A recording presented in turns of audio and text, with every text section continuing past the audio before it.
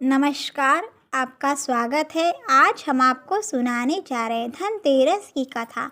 तो चलिए कथा शुरू करते हैं। एक समय की बात है, किसी नगर में एक सेठ जी और एक सेठानी जी रहते थे। सेठ जी के 4 बेटे और 4 बहुएं थीं। सेठ जी लक्ष्मी जी के अनन्य भक्त थे।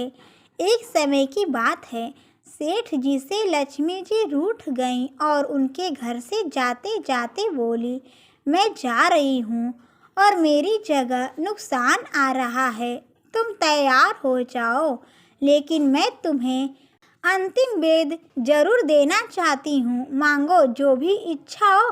सेठ जी बहुत समझदार थे। उन्होंने माता लक्ष्मी से विनती करी, माता नुकसान आए तो आने दो, लेकिन उससे कहना कि मेरे परिवार में आपसी प्रेम बना रहे, बस मेरी यही इच्छा है।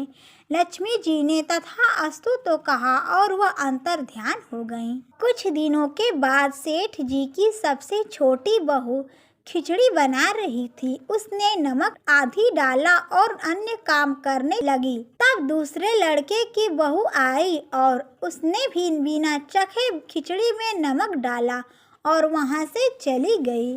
इसी प्रकार तीसरी और चौथी बहुएं आई और नमक डालकर चली गईं। इसी प्रकार से सेठानी जी भी आई और खिचड़ी में नमक डालकर चली गईं। शाम को जब सेठ जी आए और सबसे पहले खाना खाने बैठे तो पहला निवाला मुंह में लेते ही उन्होंने देखा कि नमक तो बहुत ज्यादा है, लेकिन वह समझ गए कि नुकसान आ चुका है। चुपचाप खिचड़ी खाई और सेठ जी अंदर चले गए। सेठ जी के बाद बड़े बेटे का नंबर आया। पहला निवाला मुंह में लिया और पूछा, पिताजी ने खाना खा लिया क्या? सभी ने उत्तर दिया, हाँ खा लिया। बड़े बेटे ने पुनः पूछा, क्या कहा उन्होंने? सभी ने उत्तर दिया, कुछ नहीं बोले। लड़के ने सोचा, जब पिताजी ने कुछ नहीं बोले तो मैं चुपचाप खा लेता हूँ। इस प्रकार घर के अन्य सदस्य एक एक करके आए और खाना खाने बैठते और पहले वाले के बारे में पूछते और चुपचाप खाना खाकर चले जाते। रात को जब सेठ जी सो रहे थे तो उनके सपने में नुकसान आया और हाथ जोड़कर सेठ जी से कहने लगा, मैं जा रहा हूँ। सेठ जी ने पूछा, क्यों, क्या हुआ? तब नुकसान कहता है, आप लोग तो 1 किलो नमक खा गए, लेकिन बिल्कुल भी झगड़ा नहीं हुआ।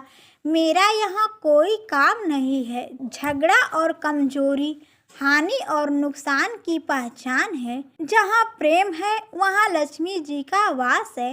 ऐसा कहकर नुकसान सेठ जी के घर से चला गया और लक्ष्मी जी सेठ जी के घर आकर पुनः विराजमान हो गईं। हे लक्ष्मी माता, जिस प्रकार आपने सेठ जी को सब कुछ दिया, उसी प्रकार सभी के घरों में धन दौलत देना और उसका कल्याण करना। प्रेम से बोलो माँ लक्ष्मी की जय।